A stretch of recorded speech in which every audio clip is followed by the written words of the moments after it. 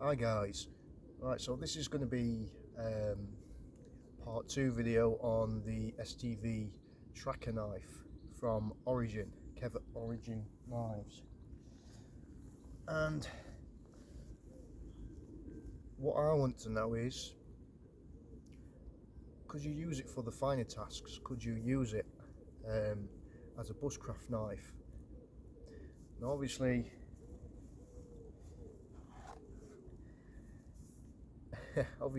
this is in no shape or form a bushcraft knife at all, because of the sheer size and weight of it.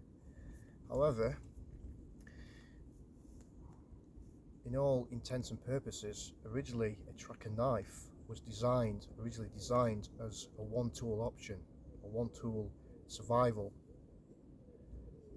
one tool for survival purposes. That's what it's originally designed for. So it can accomplish most tasks, but master of none, so to speak. Probably going to split this up into three. Obviously, part one is just a quick explanation about this, so I'm not going to go over the specs too much. This is part two, which is going to do some maybe finer tasks, and part three we're going to look at something different about this knife. But without further ado, to answer my own questions, I've used tracker knives in the past,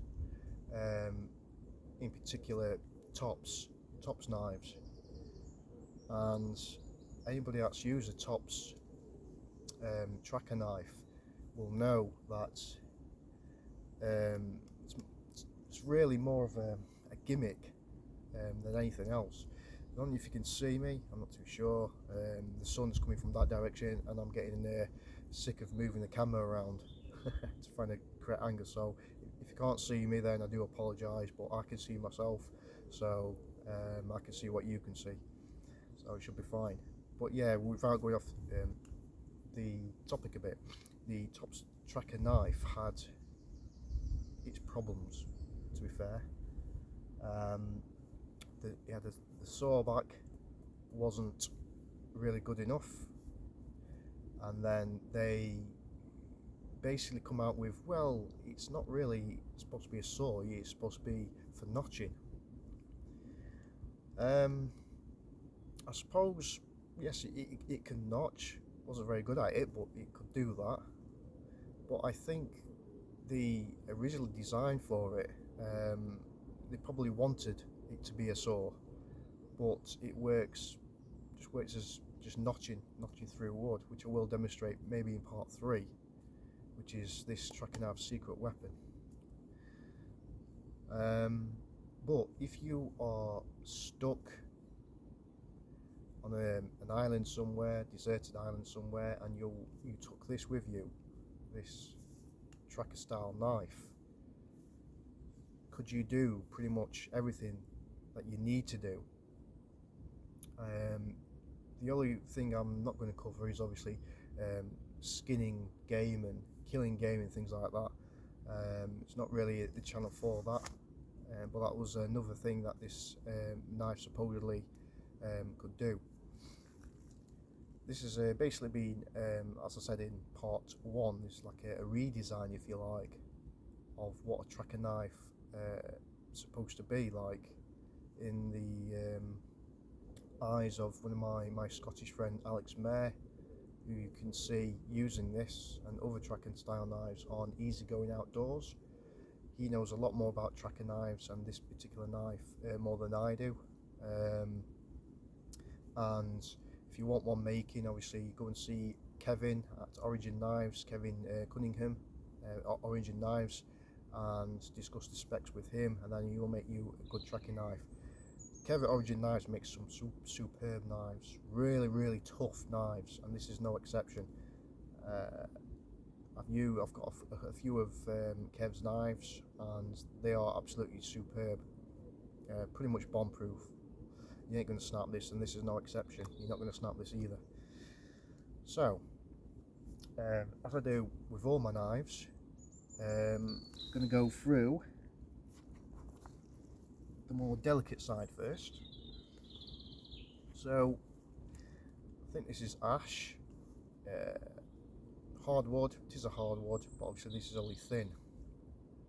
So what I do with all my knives first is what I like to call a beaver chew. So although this does have a saw, it's slightly too, which I will explain in part 3, this will struggle to get through this because this is thin. This is really designed as a rip saw to go through thicker logs and thicker pieces of wood than this. But you don't really need a saw for something that's the same thickness as your finger. But if you want to cut it down, you either chop it, which again I will demonstrate in a bit. But I want to test this part of the blade first for more finer tasks. Now this has got finger choil here, which is really comfortable, and you can really choke up on this like this and bring your work closer to you and the blade closer to you so that you've got more control. Got a nice area for your thumb there. As you all know if you watch my channel, I do like involve my thumb quite a lot with bushcraft and things like that to gain more control with push cuts and things like that. So I'm going to break this in half, maybe to the size of maybe a tent peg, and then we'll make a tent peg out of it, something like that. Try and choose a straight bit. So this is only a demonstration of what kind of things it's good at, what kind of things it's not good at, but can it do most tasks. So yeah, we'll cut it off around about here, I think. Okay, so this is what I like to call a beaver chew. So you do your first cut in and use your thumb. Use the thumb to guide the blade. Now you don't really need much pressure at all with your thumb, as some people may think. So you don't really push with a lot of effort with your thumb. Your thumb's there as a guide really, because obviously if you start pushing a blade, especially one with a sharp spine, pretty much most of the day, you're just going to destroy your thumb. So it's more of a guide. So if you are doing any push cuts with your thumb, then just take your time with it and let the blade guide you. Okay, so first of all, do the first cut, which is there, you can see it. And then the reason why I call it a beaver chew is because I go all the way around the stick. Again, moving your wrist as a guide, use your thumb as a guide.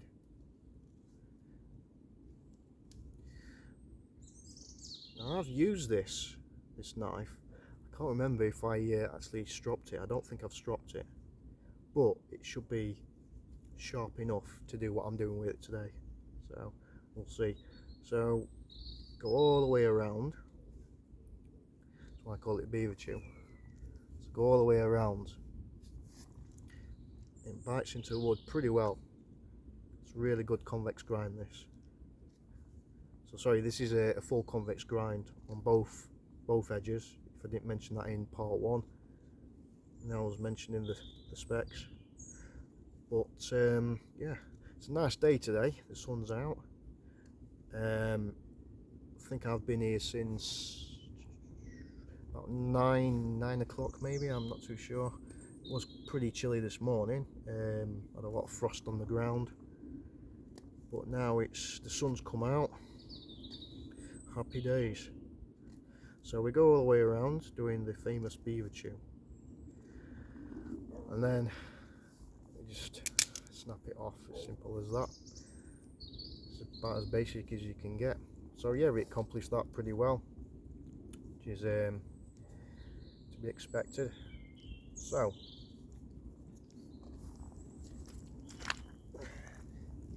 let's see that for another demonstration. Okay, so I'm going to use this bit as the tent peg, so I'm going to do it again, but I'm going to do it a lot faster this time. Imagine if you're in a hurry, the rain's coming down, you need to do a tent peg. So you can either do it like that, because it's got a really long handle. It's whatever you're comfortable with. There's several different grips you can do with this knife. You can either do it like this, or you can choke up and get further involved. Just watch your fingers. Okay, so a little bit faster than before. It's only a thin stick about the same size as your finger. I think this is your finger. Snap it off.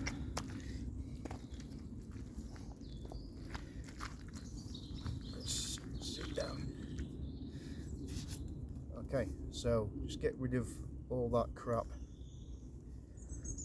on the end of it, which again, this does really well, sells really well.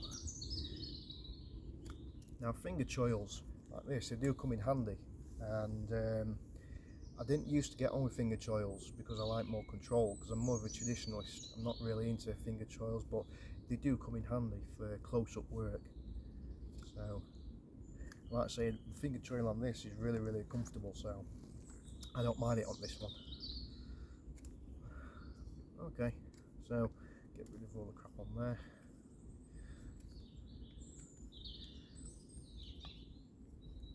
So yeah, it is a heavy blade, and yes, you can feel it after a while, especially if you're carving and things like that. So that's why it's not classed as a bushcraft knife. But it's but is it shabby? Can it do it? Yes, you can do it. It's not impossible, but I'm used to large blades because I like my Bowie knives, and I've got knives way bigger and heavier than this at home, which I absolutely love. So I'm used to using heavy blades. So it's really not a problem with me. And if you want more support, just obviously rest your elbow on your knee. The other problem with doing that, after a while, you start to get a friction burn on your forearm if you've got rough trousers on like I have, but you get used to it. Okay, so I'm going to use this side as the end of the tent peg, so you can hammer it into the ground. I'm going to choose this side as a point. So now I'm going to make the point. So again, you can choose to do it like this, so we'll try it both ways to see which works for me. So I'm going to do it this way first. And I want to discuss something as well about grinds on knives.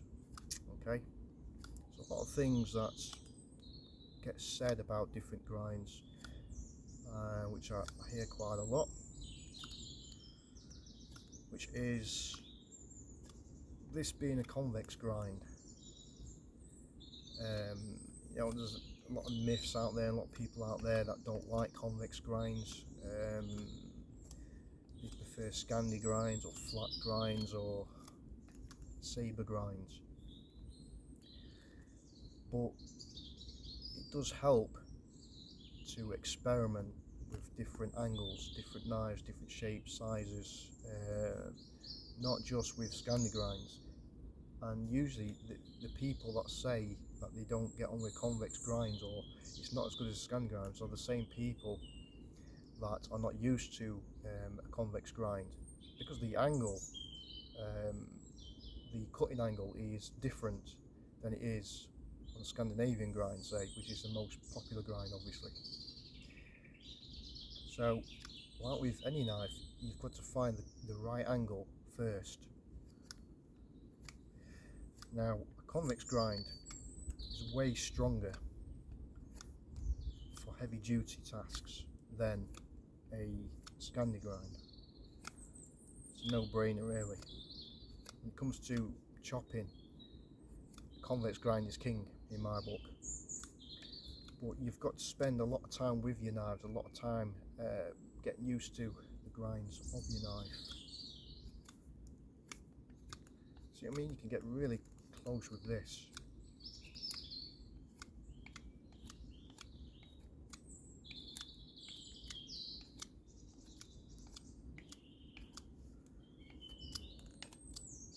Okay, so we'll quickly do tip.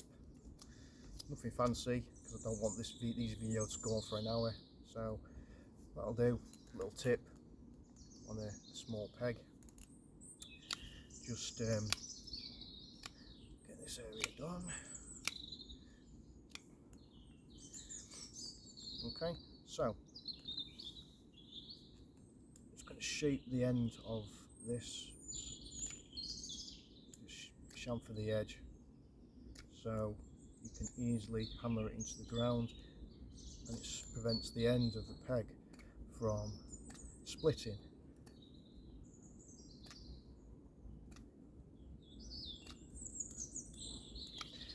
Now with a lot of heavy knives and a lot of heavy duty knives, like say when you come to with weight, the human body is an amazing machine, and after many repetitions, hundreds or even thousands of repetitions, your body will get used to weight of any knife, and pretty much soon you won't even feel it. It'll be second nature. So people that's starting off that get heavy knives like this, and then they probably use it for a couple of days and then think, no, it's not for me, it's too heavy, things like that. But give yourself time, get more field time with it, get more practice with it. The more repetitions you do with heavy knives, the more your body gets used to it through muscle memory, and increase your strength. And after a while, trust me, you do get used to it. You hear the birds singing today. It's a good sign usually in these woods. Okay, so done that. Accomplish that while I'm gabbing on, no problem at all. So we'll do a notch.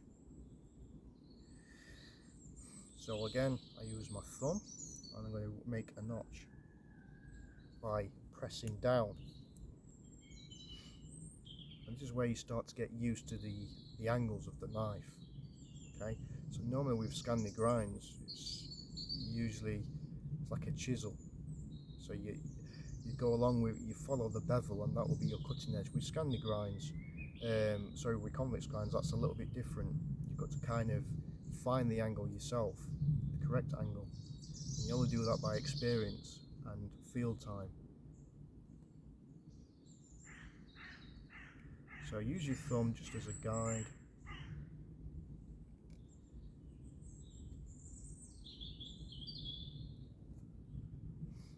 Like that. I'm not the world's best cameraman.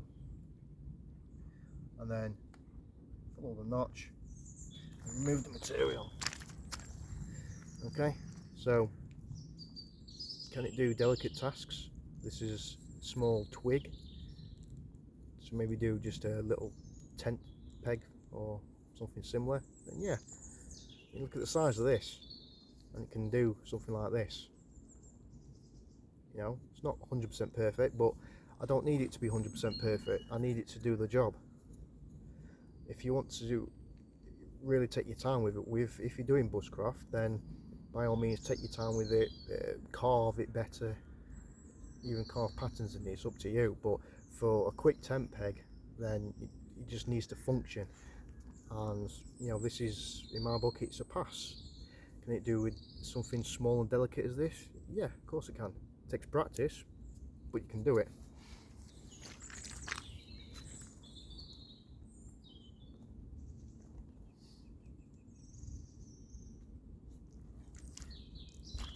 Okay, so we've covered probably the smallest task you can do with this. So what other options is there? Okay, so as I said in part one, you've got a few sharp areas in this, like 90 degrees. So you've got this here, this through tang, this exposed tang, whatever you want to call it, and this is sharp. So yes, you can use this with a ferro rod, and although I don't use knives with ferro rods, I tend to use a striker. In an emergency situation, yeah, you could quite easily do it with this, because this is really sharp. And if you want to see that done, obviously go over to Alex Mayer's channel. He's Going Outdoors, and he'll just show you how you can use this. So what I'm going to use it for is, can it debark something? This is ash, and the bark on an ash really sticks to the twig, to the wood, and it's incredibly hard. It's not like birch where you can literally peel the bark off with your fingers. The bark on ash tree is really hard. So first of all, I'm going to test this. Okay, so you need to find out which angle works for you. So if you look at this, it's just effortless, absolutely effortless at removing bark. It's kind of fun actually, kind of addictive. You need to quickly remove bark off a stick. I keep missing because normally I wouldn't use something so small for getting bark off, but I'm just showing you how sharp that this part of the knife, you can do it.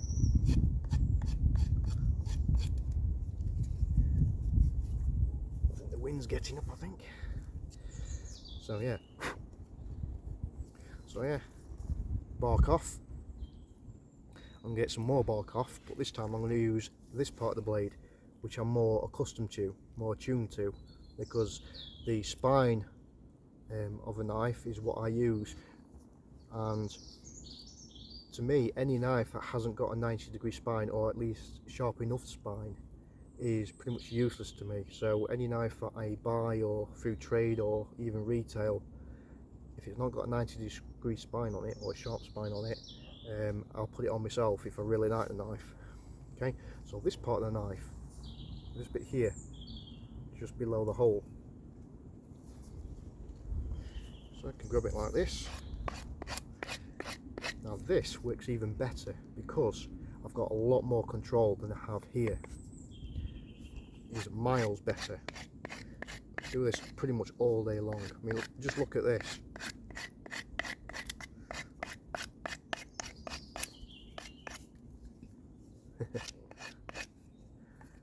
Absolutely awesome. This does an absolute awesome job for removing bark. Really impressed. In fact, it's probably better than using that.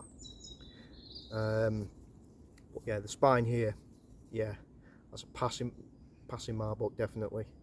In fact, it's so sharp we can go even further than that. So as well as shaving the bark, I want to show you this.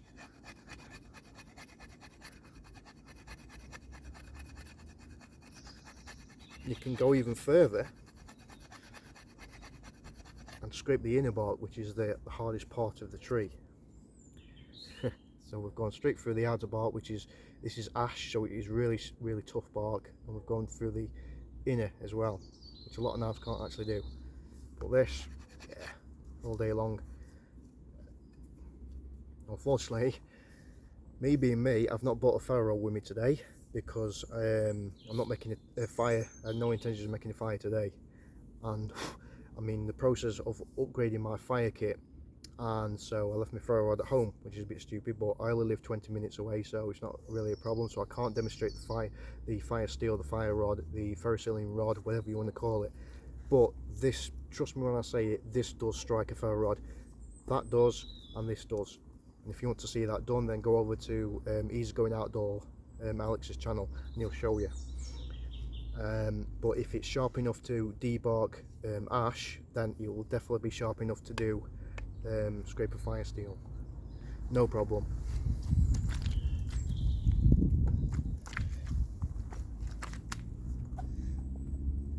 So yeah, bark, moss, scrape that moss off. Again, very easy, very easy. Got my blade wet now because that moss was quite damp.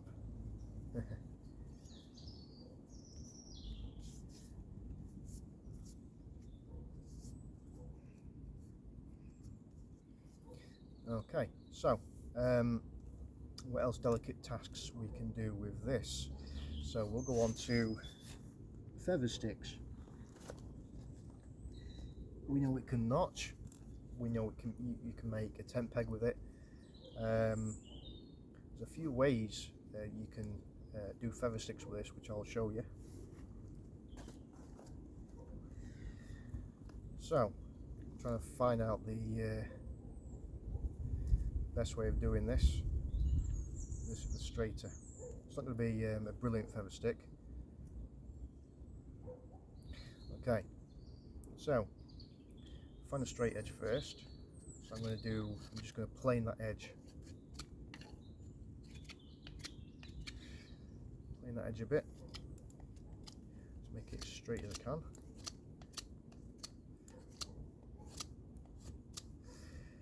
Okay, it's not the most best stick for feather sticking, but it's just a demonstration, so just bear with me. Again, using the finger choil. Okay, so feather sticks. Again, get the correct angle of the tracker of these convex grind. Once you get the right angle, again, it's not the perfect wood to do this, but I'm just going to show you anyway. You also test the sharpness of your blade. That's why sometimes I like to do it with the stick floating in mid-air like this, because it's harder to control, and that tests how sharp your edge is, which is not 100% sharp because me being me, I've actually forgot to strop it for this video. So you can do it like this.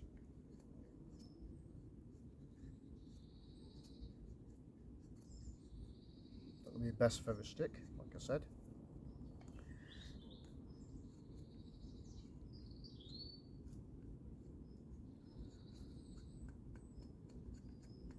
It's not straight, so I need to make it, probably need to make it a bit straighter. Now we like it a bit straighter. I think this is, yeah, ash again. So not the best for making feather sticks. Try again. Yeah, that's some nice curls with that.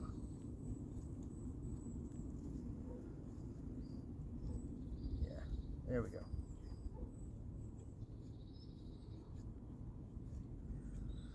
Again, it's not 100% straight. Just carve a little bit more off there. Due to I need to learn how to prep my videos. Not there. I might actually do it from here. See if we can do it from here. It's got more of a straight angle up here. And when you're feather sticking, the stick needs to be straight as you possibly can. But I'm only doing this quickly. So I'm not going to spend all day doing the competition on who can make the best feather sticks.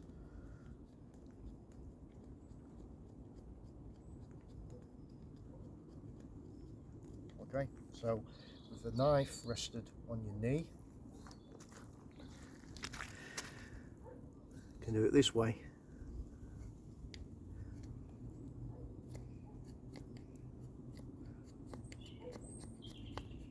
Which is called, not really a feather stick, it's more of a fuzz stick, but it will lie if this was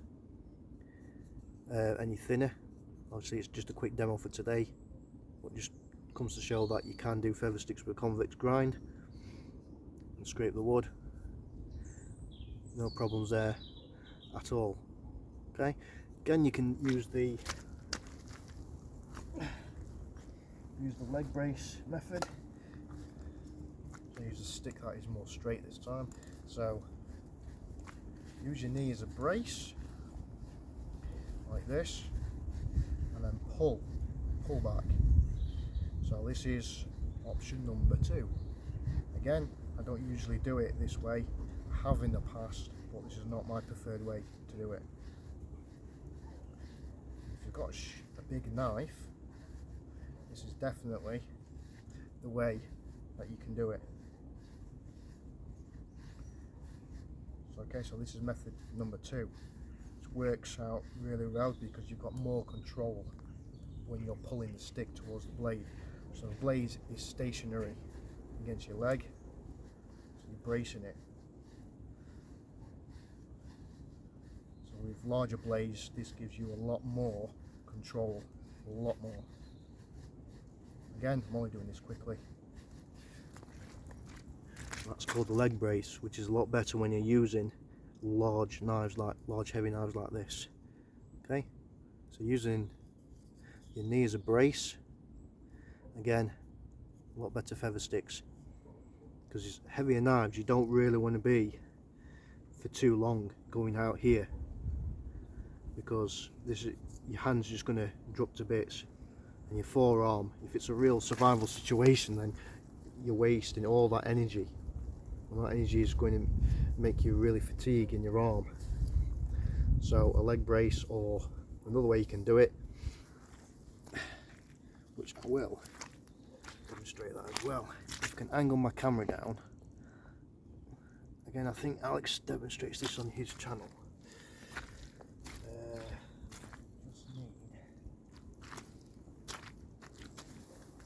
Very muddy here, guys, very muddy. Another way you can do it is stab this into the wood and actually do it this way. Again, it's not my preferred method, but it's very similar to the leg brace that I showed you.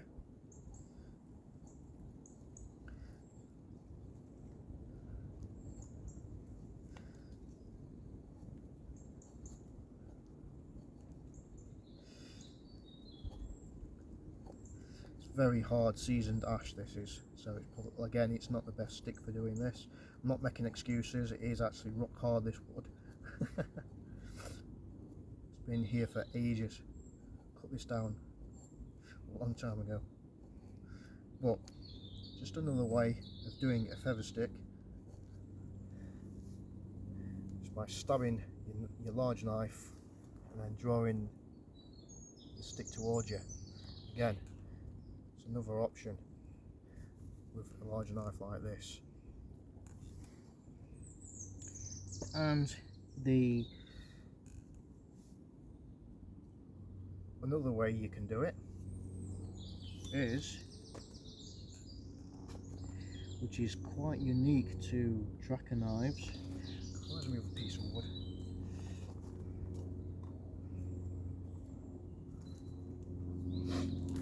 Which is quite unique. Just put the camera up again. We're on to 32 minutes now. That's why it's quarter round here. This bit here, that's there for a reason.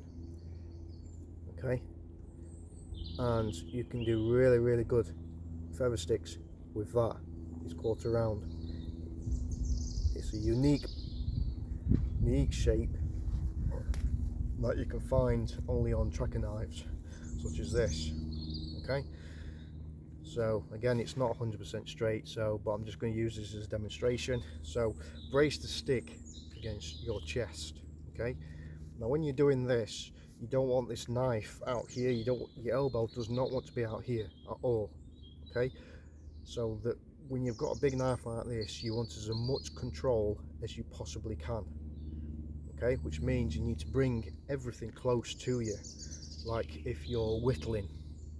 Okay, so you don't want to be out here and everywhere, because you've got absolutely zero control, and that's how accidents happen. So everything needs to be huddled in. So when you're doing feather sticks, your stick needs to be braced against your chest, or as much as you can if you've got a heavy thick jacket on. The knife needs to have a good grip in the knife, and this is an advantage of having a large knife like this with a large back on it, so you can really grip the knife. So you can, not as well as a pinch grip like you'd normally do with a smaller knife. Okay, you can put all of your palm on this knife, bring this to your chest, and bring this to the feather sticks like this. So your elbows doesn't want to be over there, it must be here.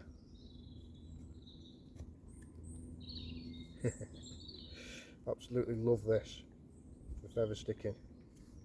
Okay, Not the best, because obviously the grain of the wood is not 100% straight, but you catch my drift. Okay, try and find a longer piece.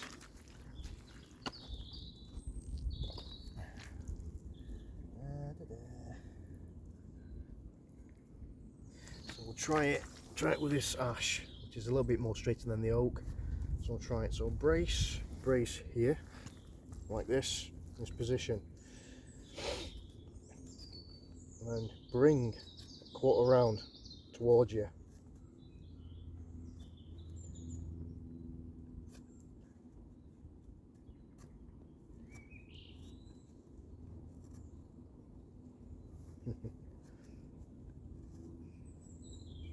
It's really sharp, this, really sharp.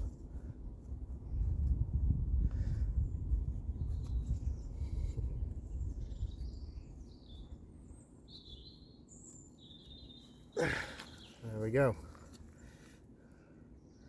There's a few curls, some's dropped off, but that's just with that. Absolutely fantastic. Awesome. So it's like a draw knife.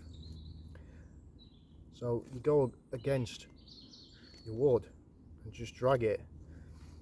And it acts as a mini draw knife, which is absolutely superb. Brilliant.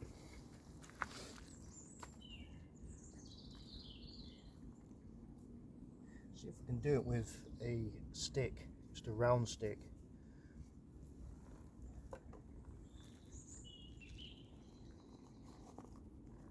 That one.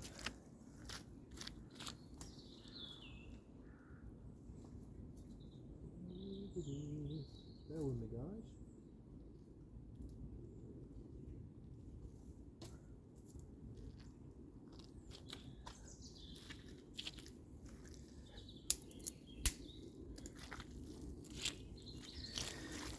See if we can do it with more of a round profile.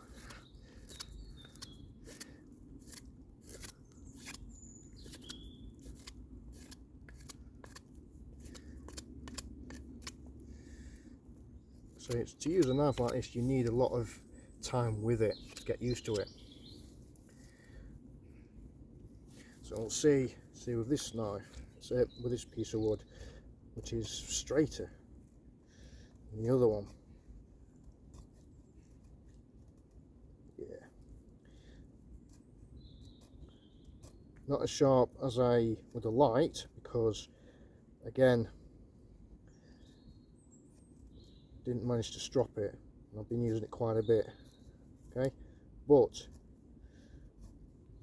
with a bit of better wood, can do it quite easily.